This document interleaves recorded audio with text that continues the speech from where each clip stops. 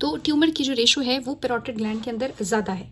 अब हम बात करेंगे सब मैंडिबुलर ग्लैंड के जो ट्यूमर्स हैं, बहुत ही आसान सा डिस्कस किया हुआ है, कोई इतनी इंपॉर्टेंट बात नहीं है बेटे, आसान सी चीज़ है। सो सब मैंडिबुलर ग्लैंड के ट्यूमर के बारे में आपने याद रखना है कि ये ओवरऑल अनकॉमन है, इतने ज़्यादा कॉमन नहीं है, ठीक है।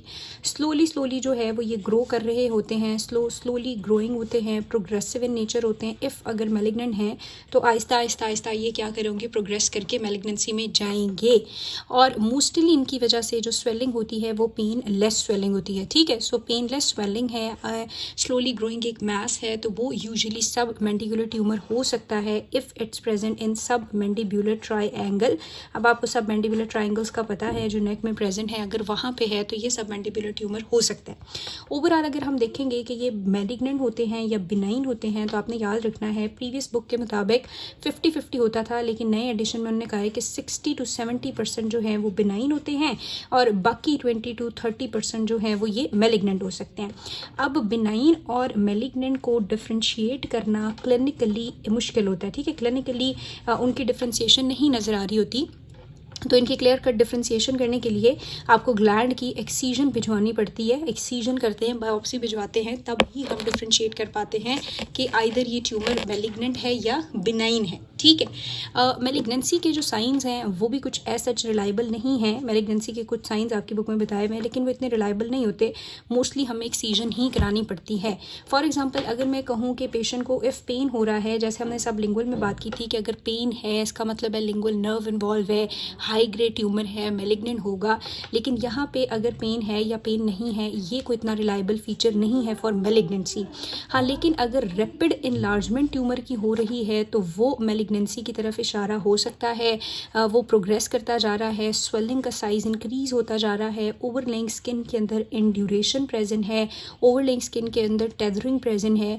और इफ़ फेशियल नर्व, बहुत इंपॉर्टेंट, फेशियल नर्व पाल्सीज के साइन एंड सिम्टम्स हैं, फेशियल नर्व वीकनेस के साइन सिम्टम उसकी बॉडी या चेहरे के ऊपर हैं, जो आपको पता है फेशियल नर्व जो है वो मसल्स और फेशियल एक्सप्रेशन को कंट्रोल करती है, तो वो पाल्सी के सिम्टम्स अगर हैं तो फिर ये मैलिग्नेंट हो सकता है। मोस्ट कॉमन मैलिग्नेंट में से भी 40% जो ट्यूमर आपके पास पाया जाएगा वो कौन सा है मैलिग्नेंट के अंदर, दैट इज़ एडिनोसिस्टिक कार्सिनोमा। सिर्फ आपको इतना ही बताना चाहिए, आपकी बुक में इनने कोई डिटेल नहीं लिखी, और वैसे भी ये डिटेल आपने रॉबिन्स के अंदर देखी हुई है, ठीक है। प्लस इफ लिम्फ नोड की इन्वॉल्वमेंट है तो वो भी मैलिग्नेंसी को इंडिकेट कर रही है। अब द लास्ट थिंग इज़ कि आप लोग इसको किस तरह से इन्वेस्टिगेट करते हो, तो आपने याद रखना है कि जो इन्वेस्टिगेशन ऑफ चॉइस होती है ना, वो अल्ट्रासाउंड प्लस FNAC है, ठीक है। सो अल्ट्रासाउंड किया और एस्पिरेशन किया तो डायग्नोसिस बन जाती है।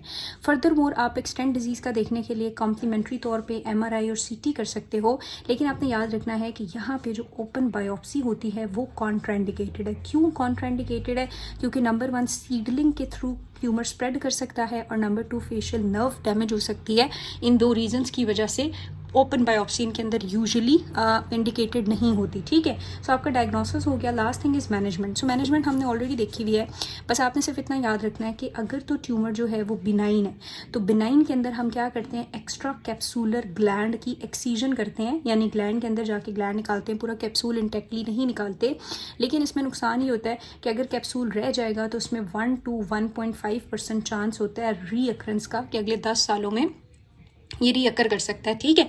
और नंबर 2, अगर हमारे पास बेटे मैलिग्नेंट होगा तो मैलिग्नेंट में हमने ऑलरेडी डिस्कस किया हुआ कि वाइड अप्रोच होती है, यानी हम वाइड एक्सीजन करते हैं, पूरा ग्लैंड को एक्सरसाइज कर देते हैं। उसके बाद जो आपका है साथ में नीचे जो नेक पड़ी हुई है, नेक की डाइसेक्शन हो सकती है। इफ़ लिम्फ नोड इन्वॉल्व है तो लिम्फ नोड की डाइसेक्शन भी की जा सकती है। सो मैलिग्नेंट की ट्रीटमेंट या मैनेजमेंट डिपेंड करती है upon the stage and grade of the disease, लेकिन मोस्टली जो ट्रीटमेंट ऑफ चॉइस है वो यही है कि आपने रेडिकल सर्जरी करनी है, जिसमें आप सब मैंडिबुलर ग्लैंड को एक्सरसाइज करोगे विद इन द ट्राइएंगल, और साथ में नेक डाइसेक्शन या लिम्फ नोड इन्वॉल्वमेंट है तो वो डाइसेक्शन भी हो सकती है। नाउ मैलिग्नेंट में पोस्ट ऑपरेटिव रेडियोथेरेपी आपने देनी है या नहीं देनी, ये डिपेंड करता है बहुत सारे फैक्टर्स के ऊपर, कि क्या डिजीज़ का स्टेज था, क्या था, ये था, वो था, उसके ऊपर डिपेंड करता है।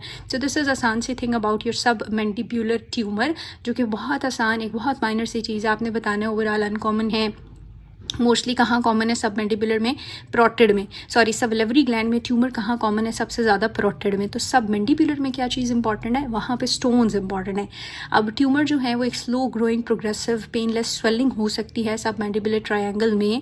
70% चांस है कि वो बिनाइन होगी। इफ़ मैलिग्नेंट है तो ये साइन सिम्टम प्रेजेंट होंगे, यानी इनलार्जमेंट हो रही है, स्वेलिंग प्रोग्रेसिव है, इंड्यूरेशन है, टेदरिंग है, फेशियल नर्व वीकनेस है, लिम्फ नोड एनलार्जमेंट है। आपको लिए investigation of choice is ultrasound and FNAC. Biopsy आप नहीं करते हैं. Treatment depend upon the histological appearance of the tumor. If it's benign तो we'll go for extracapsular excision, और अगर ये malignant हुआ तो फिर हमें wide excision along with the neck and lymph node dissection and post operative radiotherapy continue करनी पड़ सकती है. Now important चीज़ हम start करने जा रहे हैं बेटे, last thing that is parotid gland. ठीक है.